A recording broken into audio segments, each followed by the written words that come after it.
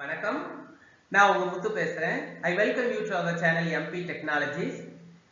இன்னைக்கு நம்ம இந்த வீடியோல பார்க்க போறது என்ன அப்படின்னா basics of Python programming. அதாவது பைத்தான்ல ப்ரோக்ராம் எழுத நம்ம ஸ்டார்ட் பண்ண போறோம். ஆல்ரெடி பாத்தீங்கன்னா போன ரெண்டு வீடியோகள்ல what is Python and why should I learn Python அந்த ரெண்டுக்கும் ஆன்சரை பார்த்துட்டோம். What is Python? Why should I learn Python? And what are the features of Python? What we can do using Python. So these are the things that were already discussed in the last two videos. So today in this video we are going to discuss the basic programming in Python. Python la basic program எழுதணும்னா என்ன பண்ணணும்? Okay, Python படிக்க நம்ம ready ஆயாச்சு. இப்போ பைத்தான்ல program பண்ணணும். என்னென்ன பண்ணலாம்? ஃபர்ஸ்ட் பைத்தானை இன்ஸ்டால் பண்ணணும். என்னோட கம்ப்யூட்டர்ல ஃபர்ஸ்ட் என்ன பண்ணணும்? பைத்தானை இன்ஸ்டால் பண்ணணும். இன்னொன்னு Python is free. It's a freeware. நீங்க ஈஸியா பைத்தான் வெப்சைட்லயே போய் என்ன பண்ணிக்கலாம்? பைத்தான் சாஃப்ட்வேரை டவுன்லோட் பண்ணிக்கலாம். அப்போ குட்டி குட்டி ப்ரோக்ராம் எழுதலாம். எப்படிங்கறத ஒன் பை ஒன்னா பார்த்துடலாமா? பாருங்க, what should I do to start programming in Python? First point, step 1 என்னன்னா download the latest version of Python software from the authorized website. எங்க https://www.python.org அங்க போனீங்கனாலே லேட்டஸ்ட் வெர்ஷன்ஸ் இருக்கும். ஸோ நாம இந்த கோர்ஸ்ல நாம டவுன்லோட் பண்ணியிருக்கிற வெர்ஷன் என்ன அப்படின்னா 3.8 மென்ஷன் பண்ணி காட்டியிருக்கேன் பாருங்க, பைத்தான் 3.8. ஸோ இதை டவுன்லோட் பண்ணுங்க, ஃப்ரீயாவே கிடைக்கும். Available, it's freely available in www.python.org website. So அதை டவுன்லோட் பண்ணிட்டு இதை டபுள் கிளிக் பண்ணீங்கனாலே உங்களுக்கு இன்ஸ்டால் ஆகிடும். அதில் எந்த லொக்கேஷனில் இன்ஸ்டால் பண்ணணும்னு கேட்கும். சியில் பண்ணணும்னா ஆட்டோமேட்டிக்காக பண்ணிட்டு விட்டுருங்க. நெக்ஸ்ட் கொடுத்துட்டீங்கன்னா அது என்ன ஆகும்? இன்ஸ்டால் ஆகிடும். அவ்வளோதான். அடுத்த ஸ்டெப் பார்த்தீங்கன்னா அந்த விசார்டில் முக்கியமான ஒன்று பண்ணிடுங்க. ஆட் பைத்தான் பாருங்க, ஆட் பைத்தான் 3.8 to path. இதை நீங்க செக் பண்ணிடுங்க. இப்படி டிக் பண்ணிட்டீங்கன்னா அது செக் ஆயிடும். அப்படி செக் பண்ணிட்டீங்கன்னா உங்களுக்கு என்ன ஆகும்னா, உங்க விண்டோஸ் என்விரான்மெண்ட்ல இருக்கீங்க, most of the users will be using Windows. So இப்போ விண்டோஸ்ல பாத்தீங்கன்னா உங்களுக்கு ஆட்டோமேட்டிக்கா என்விரான்மெண்ட் வேரியபிள்ல இந்த பாத் ஆட் ஆயிடும். அப்படி ஆட் ஆகாம போயிடுச்சுன்னா நம்மளே ஆட் பண்ணிக்கலாம். அது ஒன்றும் பெரிய விஷயமே இல்லைங்க, ஈஸி தான். அடுத்து பாத்தீங்கன்னா இன்ஸ்டால் பண்ணி முடிச்சிட்டீங்க அப்படின்னா நீங்க ஸ்டார்ட் பட்டனை கிளிக் பண்ணீங்கன்னா அங்க பைத்தான் பாருங்க, இந்த மாதிரி பைத்தான் 3.8 கீழே IDLE அப்படின்னு ஒரு மெனு ஐட்டம் இருக்கு. இந்த IDLE தான் நம்ம என்ன பண்ண போறோம்? பைத்தான் ப்ரோக்ராமை பிராக்டிஸ் பண்ண போறோம். So பாருங்க, application folder will be displayed in start menu. Select IDLE. இந்த IDLE click பண்ணிட்டோம் அப்படின்னா IDLE ஓபன் ஆகும். Okay, what is IDLE? Integrated Development Learning Environment. Integrated Development Learning Environment. So this is the official Python cross-platform integrated development environment. So இதுல பாத்தீங்கன்னா you can run Python program, you can work Python in two modes. You can work Python in two modes. என்னென்ன mode அப்படின்னா interactive mode and scripting mode. Interactive mode, scripting mode. So interactive mode allows to execute Python in the command prompt. Python command promptல நீங்க பண்ணிக்கலாம் as a calculator. It directly interacts with the interpreter. Interactive mode la it directly interacts with the interpreter. Scripting mode பாத்தீங்கன்னா ஒரு ஃபைலை நமக்கு save பண்ணிட்டு run பண்ணிக்கலாம். அவ்வளவுதான். Allows to save Python as a program in a file with the extension .py and allows to run the program. ரொம்ப ஈஸிங்க. So IDLE Integrated Development Learning Environment that Python provides us to practice our Python, to develop our Python program. And you can practice your Python program in two ways, in two modes, interactive mode and scripting mode. So interactive mode is just like command prompter where you can run your Python commands, and it directly runs with the command, runs with the interpreter. It directly interacts with the interpreter. Whereas scripting mode வந்து என்ன பண்ணிக்கலாம்னா, we can save the Python commands in a program file with the extension of .py and you can run the program. இப்போ இந்த ரெண்டு மோட்லயும் எப்படி work out பண்ணுங்கறத பார்க்கலாமா? பாருங்க, working with interact mode. So நீங்க அந்த ஐடியலியை கிளிக் பண்ணீங்கனாலே உங்களுக்கு இந்த மாதிரி தான் டிஸ்ப்ளே ஆகும் விண்டோ. சோ இதுல வந்து பாருங்க, நம்ம ஃபர்ஸ்ட் லைன் என்ன சொல்லிருக்கோம் பாருங்க, name is equal to Tom. இப்போ print name அப்படினா உடனே உங்களுக்கு Tom print ஆகுதா? வெறுமனே நேம் கொடுத்தா கூட Tom print ஆகும். சோ அடுத்து பாத்தீங்கன்னா இந்த நேம் வந்து நான் 5 டைம்ஸ் வந்து print பண்ணனும். அப்ப for I in range of 0, 5 : okay, பாருங்க இப்போ நான் இன்டென்டேஷன் கொடுத்திருக்கேன். ஏனா it's a block of statement, code block எழுதுறேன். அதாவது இந்த print வந்து is coming under for. So இதுல வந்து print name அப்படி சொல்லிருக்கேன். அப்ப the print name is executed for 5 times. 0, 1, 2, 3, 4. இந்த 5ங்கிறது வந்து நம்ம 0, 5 னு கொடுக்கோம் இல்லையா? the 5 is excluded. 5 is excluded. It starts with 0, that is fine. It starts with 0, okay, 0 to 4, because 5 is excluded. 0, 1, 2, 3, 4. 5 times the loop is executed, and 5 times the name is printed. Print name. Understand clear? So idhula one பாருங்க, so if you type more than one line block of statements, type shift plus enter. இங்க பாருங்க, shift plus enter கொடுத்தீங்கன்னா அந்த block of statements வந்து என்னாகும், run ஆகும். Okay, இதே scripting மோட்ல ரன் பண்ணிக்கணும்னா நீங்க வந்து ஃபைல் நியூ கொடுக்கணும். இங்க மேல ஃபைல் இருக்கு பாருங்க, இந்த ஃபைல்ல போய் நியூ அப்படினு கொடுத்தீங்கன்னா இந்த மாதிரி ஒரு விண்டோ ஓபன் ஆகும். ஃபைல் நியூ கொடுத்துட்டீங்கன்னா இந்த மாதிரி என்ன ஆகும், ஒரு விண்டோ ஓபன் ஆகும். நோட்பேட் விண்டோ ஸ்டைல்ல தான் இருக்கும். நோட்பேட் ஸ்டைல்ல தான் இருக்கும். அங்க நம்ம என்ன பண்ணிக்கலாம், இந்த புரோகிராமை டைப் பண்ணிக்கலாம். நான் அதே புரோகிராமை இங்க டைப் பண்ணிருக்கேன். டைப் பண்ணி அதை சேவ் பண்ணிக்கலாம். என்ன நேம்ல சேவ் பண்ணிருக்க பாருங்க, C::ல Python 3.8ல எப்படி சேவ் ஆயிருக்கு பாருங்க, p7.py. p7.py னு சேவ் பண்ணிருக்கேன். சேவ் பண்ணிட்டு ரன் பண்றதுக்கு F5 பிரஸ் பண்ணனும். பாருங்க, ரன் மெனுல வந்து ரன் கீழ ரன் மாடியூல், அதோட ஷார்ட்கட் என்ன இருக்கு பாருங்க, F5. அப்போ உங்களுக்கு இங்க புரோகிராம் வந்து ரன் ஆகுது பாருங்க. ரன் ஆகி எனக்கு அவுட்புட் இங்க IDLE ல பிரிண்ட் ஆயிடும். ஈஸியா இருக்கு இல்லையா? Another way to practice your Python program is in the command prompter. இப்போ எனக்கு இந்த ஐடியலியே யூஸ் பண்ணாம சும்மா ஒரு நோட்பேட்ல புரோகிராமை டைப் பண்ணி ஏதோ ஒரு லொகேஷன்ல சேவ் பண்ணிக்கிட்டு நான் வந்து கமாண்ட் ப்ராம்ப்ட்ல ரன் பண்ண முடியுமான்னு தாராளமா பண்ணலாம். அதுக்கு தான் நான் வந்து பைத்தான் இன்ஸ்ட் பண்ணும்போது add to path அப்படின்னு ஒரு செக் பாக்ஸை கிளிக் பண்ணணும்னு சொன்னேன் இல்லையா?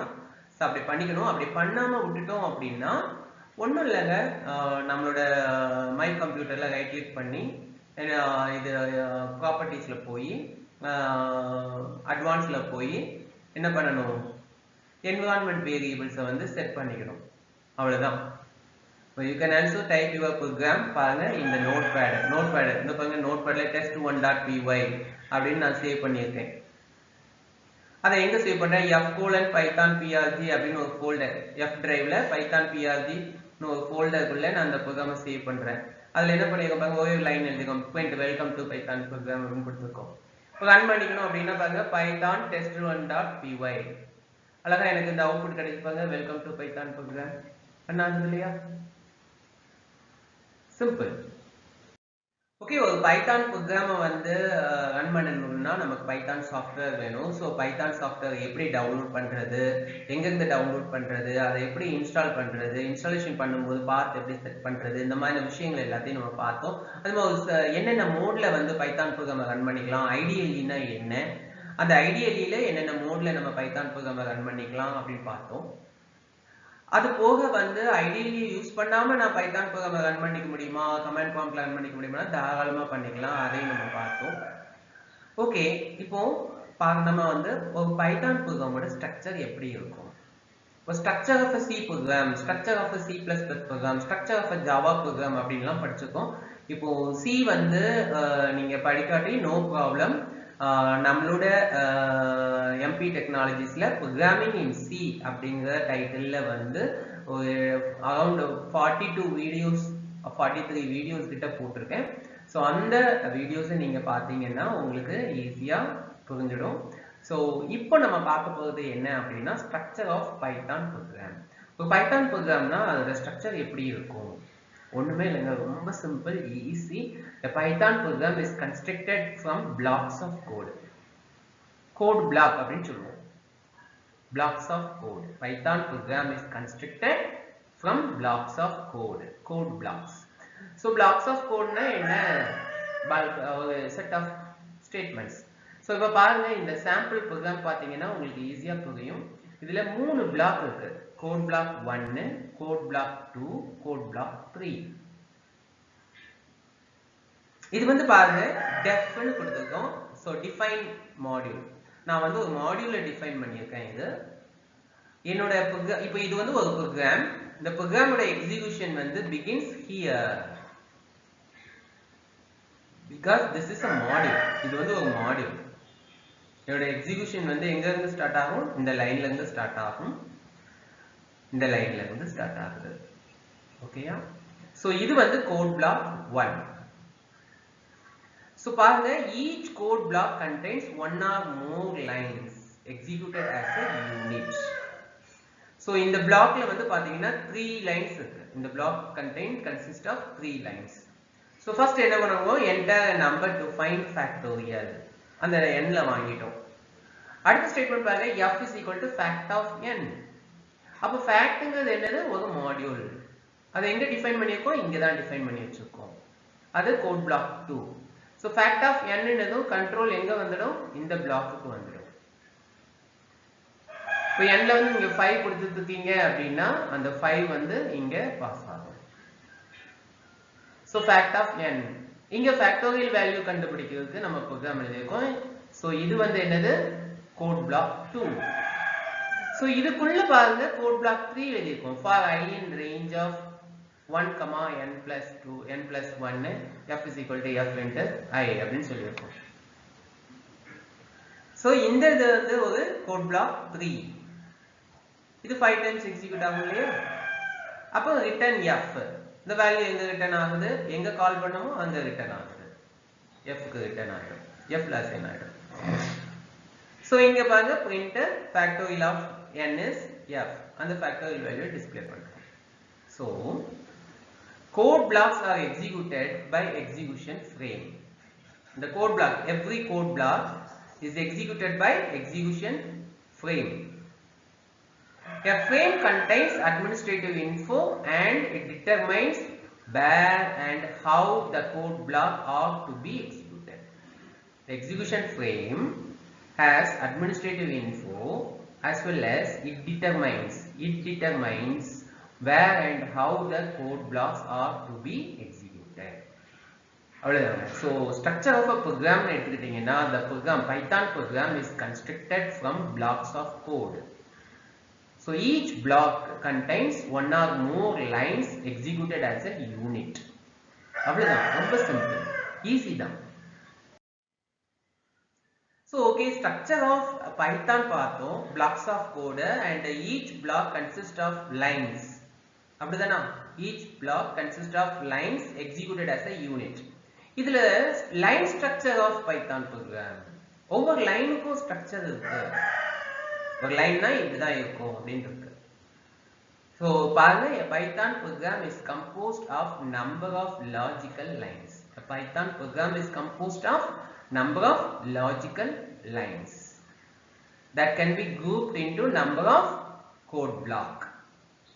இல்லையா?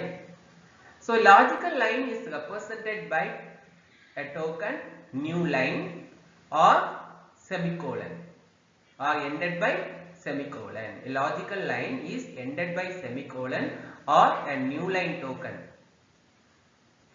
அப்போ லாஜிக்கல் லைன்ல வேற ஏதோ டைப் ஆஃப் லைன் இருக்கா அப்படிங்கிற क्वेश्चन நமக்கு வரும். எஸ், இன்னொரு டைப் ஆஃப் லைன், அது என்னன்னா physical line. Physical line is ended by end of line sequence.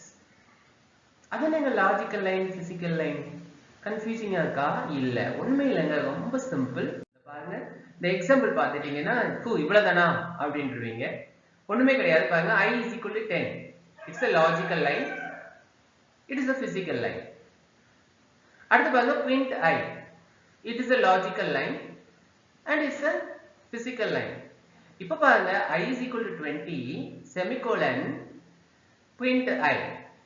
இது பாத்தீங்கன்னா ஒரு physical line. Two logical lines. நல்லா பாருங்க, two logical lines are given in a one physical line. Two logical lines are given in one physical line. இப்போ logical line னா என்ன, physical line னா என்ன அப்படிங்கிறது உங்களுக்கு புரிஞ்சிருக்கும்.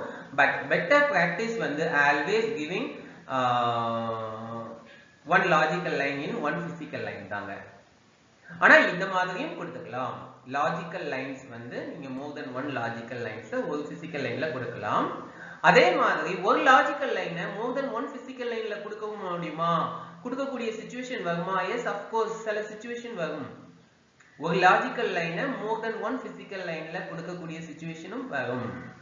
அது என்ன பாருங்க, லைன் ஜாயினிங். அதுதான் என்ன சொல்றோம்னா லைன் ஜாயினிங் அப்படின்னு சொல்றோம். அதாவது sometimes a logical line is constructed from more than one physical line by following the explicit or implicit line joining rule.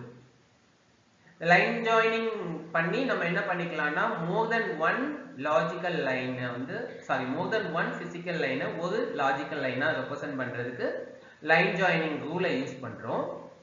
அந்த லைன் ஜாயினிங் வந்து explicit or implicit line joining அப்படின்னு இருக்கு, ரெண்டு டைப்பா. அது என்னங்கிறது பார்த்துடலாம். ஒண்ணுமே இல்லைங்க, ரொம்ப simple. So explicit line joining வந்து இஸ் டன் யூசிங் பேக்ஸ்லாஷ். இப்போ ஒரு ப்ரோக்ராம், இந்த பாருங்க, ஒரு சிம்பிள் ப்ரோக்ராம். யூசருக்கு ஒரு கேரக்டர் வாங்கி இந்த கேரக்டர் வவலா இல்லையான்னு செக் பண்ண போறேன். அப்ப AEIOU இதுல ஏதாவது ஒரு லெட்டர் கொடுத்தாது அப்படின்னா அது வந்து நம்ம என்ன சொல்லணும், வவல் அப்படின்னு சொல்லணும். இல்லைன்னா it is not a vowel அப்படின்னு சொல்லணும். ஸோ அதுக்கு நம்ம ப்ரோக்ராம் எழுதுவோம். பாருங்க, C is equal to input enter character வாங்கியாச்சு. அடுத்து if C is equal to condition எழுதுவோம். C is equal to A or C is equal to E or C is equal to I or C is equal to O or C is equal to U. இது small letters. இப்போ capital letterலயும் கொடுத்தா அப்பவும் நம்ம vowel சொல்லணும் இல்லையா? Again R பாருங்க, C is equal to A or C is equal to E or C is equal to I or C is equal to O or C is equal to U. So இவ்வளவு கொடுத்து நம்ம ஒரு condition, இந்த ஒரு கண்டிஷனை வந்து நான் ரெண்டு லைன்ல கொடுக்குறேன்னு வச்சுக்கோங்களேன். அப்போ அதை கம்பைன் பண்றதுக்கு, ஜாயின் பண்றதுக்கு நான் என்ன யூஸ் பண்றேன் பாருங்க, பேக்ஸ்லாஷ் கேரக்டர். அதாவது இங்க இந்த இடத்துல வந்து the logical line is constructed from two physical lines by explicitly joining with the backslash character. இல்லையா? அண்டர்ஸ்டாண்ட் ஆகுது இல்லையா? இப்போ புரியுது இல்லையா எக்ஸ்பிளிசிட் ஜாயின்ங்கிறது என்னன்னு லைன் ஜாயினிங்ல? எஸ். அடுத்து பாருங்க, இம்ப்ளிசிட் ஜாயினிங்னு ஒன்று இருக்கு. அது என்ன பாருங்க, implicit line joining is done by using parenthesis, square bracket and curly braces. இப்போ நான் வந்து ஒரு செட் ஆஃப் வேல்யூஸ் கொடுக்கணும், செட் டைப் வந்து கிரியேட் பண்றேன். பாருங்க, days is equal to opening square bracket கொடுத்திருக்கேன்.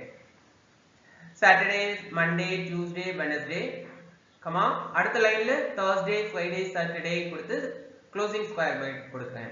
அப்ப இந்த இடத்துல நம்ம வந்து பேக்ஸ்லாஷ் கொடுக்கணுமா அப்படின்னா no, it is not necessary. கொடுக்க வேண்டிய அவசியம் இல்லை. ஏன்னா இங்க ஓபன் பண்ணியிருக்கோம், இங்க ஸ்கொயர் bracket வந்து இந்த இடத்துல ஓபன் பண்ணியிருக்கோம். அப்ப எங்க முடியுதோ அதுதான் என்னது, ஒரு லாஜிக்கல் லைன் அப்படின்னா அதுவே எடுத்துக்கும். That is implicit line joining. So the logical line இங்க வந்து இந்த இடத்துல பாத்தீங்கன்னா here the logical line is constructed from two physical line by implicitly joining with square brackets. So the implicit joining வந்து can be done using square brackets, parenthesis and curly braces. இப்போ உங்களுக்கு ஈஸியா புரிஞ்சிருக்கும் ஒரு லைன் ஜாயினிங் ரூல்ஸ் இல்லையா? So what are the types of lines? என்னெல்லாம் physical line, logical line இல்லையா? So the logical line வந்து when the logical line goes for more than one physical line, that can be joined using joining rules, explicit line joining and implicit line joining. Explicit line joining is done by backslash character, whereas implicit line joining is done through opening the parenthesis, square brackets and curly braces. அவ்வளவுதாங்க, easy. அடுத்து பாத்தீங்கன்னா ரொம்ப important one indentation. இது simple அப்படிங்கிறதுக்கு நம்ம பார்த்தோம்.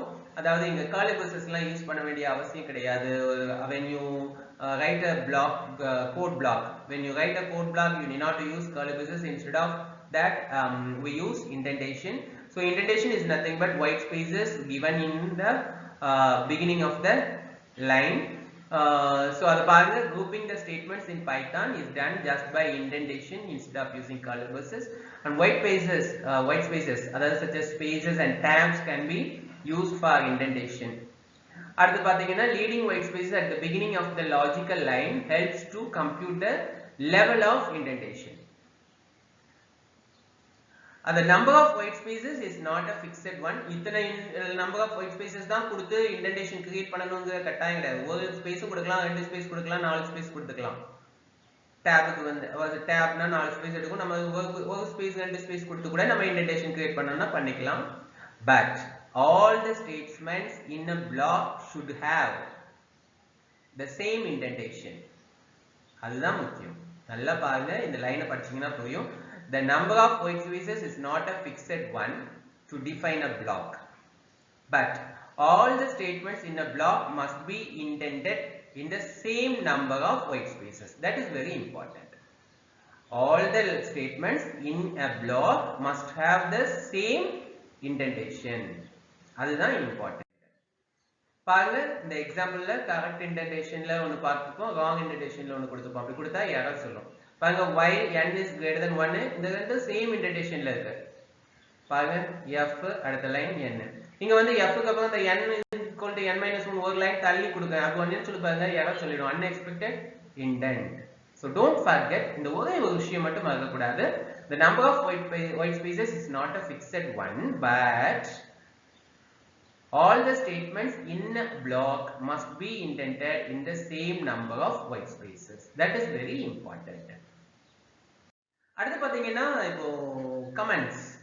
அதாவது comments எது கொடுக்கும்? to leave a comment, to understand the program, or to give something about our program, to give the information about the program, we use comment. So the comment line is given using hash symbol. So hash symbol கொடுத்துட்டீங்க அப்படின்னா என்ன, அந்த line வந்து comment. அது கமெண்டா கொடுத்துட்டா என்ன ஆகும்னா, the interpreter ignores when the program is run. அவ்வளவுதான். The interpreter ignores the line when the program is run. So when you give hash symbol before a line, that line is ignored by the interpreter when the Python program is run. அவ்வளவுதாங்க. இந்த பாருங்க, நம்ம கொடுத்துக்கோ பாத்தீங்களா, இப்போ hash program to find the factorial of a given number. கீழே comments கொடுத்துக்கோம். This program uses while loop to find the factorial. This program is written by Tom, tested by Jerry. எல்லாத்தையும் முன்னாடி வந்து hash கொடுத்துட்டோம்னா என்ன ஆகுது? The interpreter ignores these lines. அவ்வளவுதான், ரொம்ப simple.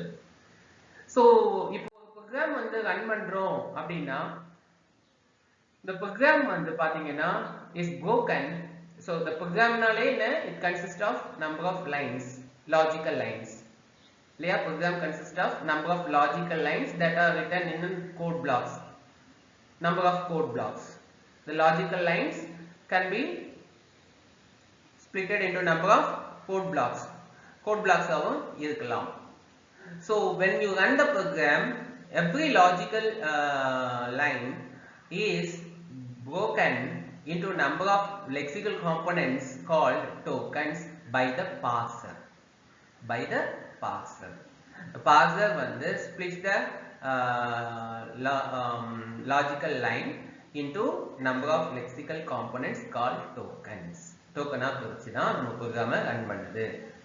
So பாருங்க அதான் சொல்லிப்பேன் each logical line in Python program is broken into number of lexical components called token which are given to the parser and run.